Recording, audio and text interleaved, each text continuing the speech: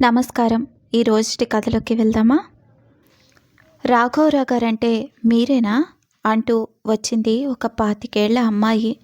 ఆ అమ్మాయి ముఖం చూస్తుంటే చాలా అలసటగా కనిపిస్తోంది. పచ్చని ఆమె మేనిఛాయ ఎండలో వచ్చిందేమో వడిలిపోయి ఉంది. రాఘవరావు ఆ అమ్మాయిని నిశితంగా చూస్తూ, నేనేనమ్మా ఆ రాఘవరావునంటూ లోపలకు పిలిచాడు. అక్కడ ఉన్న ఒకే ఒక కుర్చీలో ఆమెను కూర్చోమని చెప్పాడు. తను ఆమె ఎదురుగుండా ఉన్న ఒక పాత చెక్క బల్ల మీద కూర్చున్నాడు. కుర్చీలో కూర్చున్న మాధవి ఆ 2 గదుల ఇంటిని పరికించి చూసింది. పాత ఇల్లు. గదిలో ఏ సామాను లేదు. గోడలు మాసిపోయి ఉన్నాయి. తలుపులు కూడా పాతపడిపోయి ఉన్నాయి. అది ఛత్తీస్గఢ్లోని ఒక మారుమూల గ్రామం. అక్కడ ప్రజలందరూ ద్రవిడ జాతికి చెందినవారు. వారి భాష కురుఖు. ఆ గ్రామానికి తనను వెతుక్కుంటూ వచ్చిన ఆ అమ్మాయి ఎవరా అని తలపోస్తూ, నీ పేరేమిటమ్మా, ఎందుకు వచ్చావంటూ ప్రశ్నించాడు. ఇంతలో అలికిడి అయ్యింది. తలుపు చాటున నిలబడిన ఒక స్త్రీ మాధవి వైపు విచిత్రంగా చూస్తోంది. ఆమె వేసుకున్న దుస్తుల తీరు చూస్తుంటే ఆమె ఏ రాష్ట్రం నుండి వచ్చిందోనన్న అనుమానం కలుగుతోంది. ఇంతలో రాఘవరావు మణియమ్మ అని పిలుస్తూ కురుకు భాషలో ఆమెతో ఏదో చెప్పాడు. చెప్పమ్మా, ఇంత మారుమూల గ్రామానికి నన్ను వెతుక్కుంటూ వచ్చావు ఎందుకంటూ ప్రశ్నించాడు. నా పేరు మాధవి. నేను హైదరాబాద్ నుండి వచ్చాను. మీకు హన్మకొండ తెలుసా అండి అని అనగానే, ఆ ఊరి పేరు వినగానే అతని ముఖంలో సడన్గా ఏదో గుర్తు వచ్చినట్లుగా కనిపిస్తున్న భావన. ఇంతలో మణియమ్మ టీ తీసుకువచ్చి మాధవికి అందించి అక్కడి నుండి వెళ్ళిపోయింది. రాఘవరావు మౌనంగా తల తిప్పుకొని ఏదో ఆలోచిస్తూ ఉండిపోయాడు.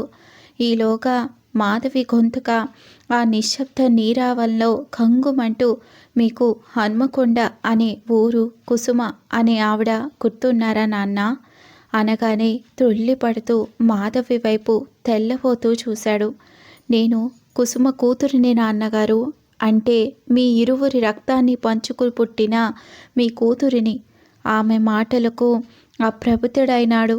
నమ్మలేనట్లుగా అద్భుతంగా తన వైపే చూస్తున్న రాఘవరావు వైపు నవ్వుతూ చూసింది. నాన్న, ఎంత తీయటి పిలుపు! ఇది నిజమా? తనకంటూ ఎవరూ లేని ఒంటరితాను. ఎడారి లాంటి తన జీవితంలో నాన్న అని తీయగా పిలిచిన ఒక బంగారు తల్లి తన ఎదురుగా కూర్చుంది. నా కూతురినని చెబుతోంది. ఆ భావన మలయ మారుతంలా చల్లగా తన మనసుని తాకి పులకింపచేస్తోంది. సంతోషంతో ఉక్కిరి బిక్కిరి అవుతూ మణియమ్మ అని పిలిచి ఎదురుగానున్న అమ్మాయి తన కూతురిని చేతులూపుతూ ఏదో చెప్పేస్తున్నాడు. 25 సంవత్సరాల నాటి గతం అతని కళ్ళ ముందు సినిమా రీళ్లలా కదలాడింది. తను విజయవాడ రైల్వే స్టేషన్లో బుకింగ్ క్లర్క్గా పనిచేస్తూ ఉండగా, కాజీపేట రైల్వే స్టేషన్లో పనిచేస్తున్న బుకింగ్ క్లర్క్ హఠాత్తుగా లాంగ్ లీవ్ పెట్టడం మూలాన తనని కొంతకాలం పాటు కాజీపేట రైల్వే స్టేషన్కి బదిలీ చేశారు. అప్పటికే తనకు పెళ్లి అయ్యి 3 సంవత్సరాలు అయ్యింది. 3వ నెల గర్భవతి అయిన తన భార్య సీతామహాలక్ష్మిని పుట్టింట్లో వదిలి తను కాజీపేటకి వచ్చేశాడు. హన్మకొండలో ఒక గది అద్దెకు తీసుకొని ఉండేవాడు. కుసుమతో పరిచయం విచిత్రంగా జరిగింది. ఒకరోజు తను బుకింగ్ కౌంటర్లో ఉండగా ఒక యువతి హడావిడిగా పరిగెత్తుకుంటూ కౌంటర్ ముందుకు వచ్చి హైదరాబాద్కి టికెట్ కావాలని ప్రాధేయపడింది. ట్రైన్ కదలడానికి రెడీగా ఉంది. కళ్ళు ఏడ్చినట్లు ఉబ్బిపోయి ఉన్నాయి. ఆమెను చూసిన తాను కంగారు పడొద్దని వెంటనే టికెట్ ఇచ్చి రండంటూ ఆమెను ట్రైన్ దగ్గరకు తీసుకొచ్చి ట్రైన్ ఎక్కించడం, వెంటనే ట్రైన్ కదలడం జరిగింది.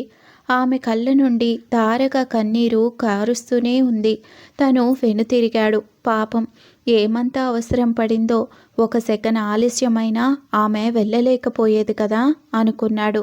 మరో 10 రోజుల తర్వాత ఆమెను హన్మకొండలో కూరల మార్కెట్లో చూశాడు.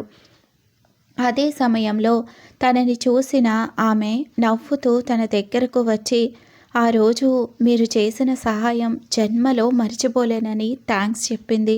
తను సకాలంలో వెళ్ళిన మూలాన తన స్నేహితురాలికి సహాయపడగలిగానని చెప్పింది. అలా 2-3 సార్లు కలవడంతో ఇద్దరు ఒకరి గురించి మరొకరు తెలుసుకున్నారు. ఆమె గవర్నమెంట్ స్కూల్లో టీచర్గా పనిచేస్తున్నానని చెప్పింది. తన తల్లిదండ్రులు చిన్నతనంలోనే పోతే ఎవరో దూరపు బంధువులు చేరతీశారని చెప్పింది. కుసుమ తనని ఆకర్షించింది. కానీ తాను వివాహితుడు. మరో 7 నెలల తర్వాత ఒక బిడ్డకు తండ్రి అవుతాడు. అందుకే ఆమెకు దూరంగా ఉండేవాడు. కనిపించిన తల మరోవైపుకు తిప్పుకుంటూ వెళ్ళిపోయేవాడు.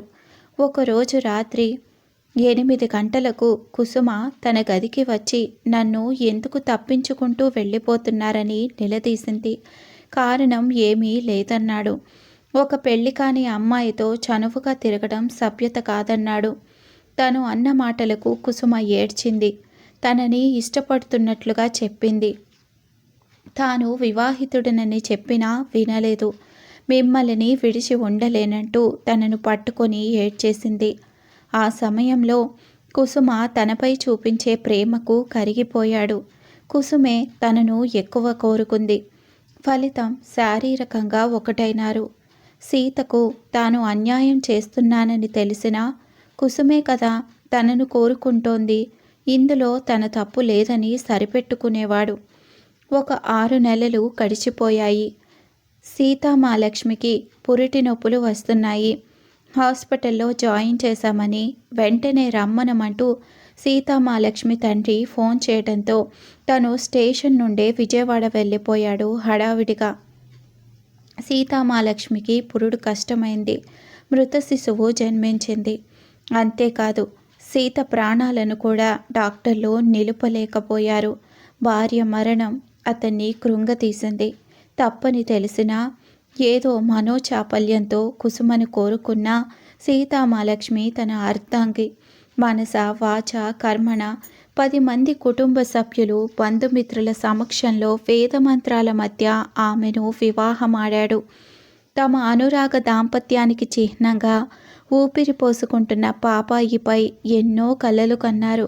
కనీసం తన సీత అయినా తనకు దక్కలేదు. దుఃఖంతో పిచ్చివాడైనాడు. కొంతకాలం లీవ్ పెట్టేశాడు. తరువాత అతన్ని ఛత్తీస్గఢ్ రాష్ట్రంలోని అంబికాపూర్ రైల్వే స్టేషన్కి ట్రాన్స్ఫర్ చేయడంతో వెళ్ళిపోయాడు. జీవితం మీద ఏదో తెలియని విరక్తి కలిగింది. తన సీత మాట మాటికి గుర్తొచ్చేది. కుసుమ గుర్తొచ్చినా అది క్షణం సేపే. ఆ బంధానికి విలువ లేదనుకున్నాడు. ఆఫీసు పని, భగవద్ధ్యానం తప్పించితే మరో వ్యాపకం ఉండేది కాదు. ఎందరో గురువులను ఆశ్రయించాడు. పుణ్యక్షేత్రాలను దర్శించాడు. మనశ్శాంతి కోసం ఎందరో అనాథలకు సహాయపడుతూ ఉండేవాడు. అటువంటి సమయంలోనే దిక్కు మొక్కు లేక రైలు పట్టాల మీద అడుక్కుంటూ అక్కడే పడుకుంటున్న మణి అమ్మను చూశాడు. తన ఇంట్లో తన పనులకు సహాయపడటానికి పెట్టుకొని ఆమెకు ఆశ్రయం ఇచ్చాడు. మణి అమ్మది దయార్థ హృదయం. ఆ గ్రామంలో ఎవరికేమీ అవసరం వచ్చినా వెంటనే ఈమెను తీసుకుపోతారు. తను రిటైర్ అయిపోయి సంవత్సరం అయ్యింది.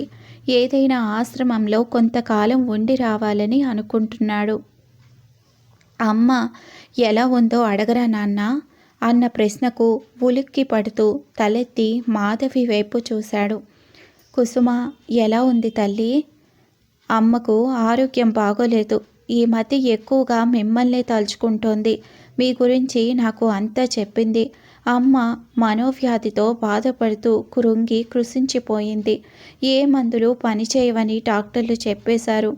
బ్రతికిన కొద్ది కాలం ఆమెను సంతోషంగా ఉంచమన్నారు డాక్టర్లు. మీరు ఎక్కడ ఉన్నారో ఎలాగైనా తెలుసుకొని మిమ్మల్ని అమ్మకు చూపించాలని నిర్ణయించుకున్నాను. అమ్మను సంతోషపెట్టాలనుకున్నాను. అప్పట్లో మీరు హన్మకొండలో ఉండేటప్పుడు మీ ఇంటి వారబ్బాయి మిమ్మల్ని అంబికాపూర్ రైల్వే స్టేషన్లో చూశానని ఆ మధ్య చెప్పాడు. అతను కూడా కాకతాళీయంగా అమ్మను హైదరాబాద్లో ఒక హాస్పిటల్లో చూసి గుర్తుపట్టి మీరు కుసుమ గారు కదూ అని అడగటం, అమ్మ అవుననడం జరిగింది. అమ్మను మిమ్మల్ని అప్పట్లో తరచుగా కలిసి తిరుగుతుండగా చూసేవారట. అమ్మ అప్పుడప్పుడు మీరు ఉన్న ఇంటికి రావడం చూసేవాడట. మాటల సందర్భంలో మిమ్మల్ని అంబికాపూర్ రైల్వే స్టేషన్లో చూశానని, మీతో మాట్లాడానని కూడా చెప్పారు. నేను మీరు పనిచేసిన రైల్వే స్టేషన్కి వెళ్ళి మీ గురించి వాకపు చేస్తే మీరు ఈ గ్రామంలో ఉంటున్నారని తెలిసింది. ఇప్పుడు చెప్పండి నాన్నగారు, అతను చెప్పిన విషయాలన్నీ నిజమే కదూ? అవును, నిజమే. ఆ మధ్య నేను రైల్వే ఆఫీస్కి ఏదో పని మీద వెళితే మీరు రాఘవరావు అంకుల్ కదూ అంటూ పలకరించాడు అతడు. నేను గుర్తుపట్టలేకపోయినా అతనే నన్ను గుర్తుపట్టి పలకరించడంతో ఆశ్చర్యపోయాను. కానీ మరే విషయమో టాపిక్లోకి రాలేదు. కుసుమ ఎక్కడో ఆనందంగా ఉంటుందనే అనుకున్నాను. మాధవి, ఆనందమా అంటూ పేలవంగా నవ్వింది. అమ్మను సంతోష పెట్టకపోతే నా ఈ జన్మకు అర్థం లేదు నాన్నగారు. అమ్మ మిమ్మల్ని ఎంత ఆరాధించిందో కానీ మిమ్మల్ని ఇప్పటికీ దైవంగా భావిస్తూ తను పోయే లోపల ఒక్కసారైనా మిమ్మల్ని చూడాలని ఆరాటపడుతోంది. రాఘవరావు ముఖంలో బాధ వీచికలు ద్యోత్యమయ్యాయి. ఆ రోజుల్లో కుసుమ తనని ఆకర్షించిన మాట వాస్తవం. సౌమ్యంగా ఉంటూ ఎప్పుడు చెరగని చిరునవ్వుతో తన మీద అత్యంత ప్రేమను కురిపించే కుసుమ గుర్తొచ్చి మనసు బాధతో తెల్లడిల్లిపోయింది. ఇప్పుడు నీవు ఇలా నన్ను వెతుక్కుంటూ రావడం నీకు అమ్మ మీద ఎంత ప్రేమ ఉందో అర్థమవుతోంది తల్లి. నీలాంటి కూతురిని కన్న కుసుమ పుణ్యాత్మురాలు. మీరు కాదా నాన్నగారు? మీరు వచ్చేయండి నాతో.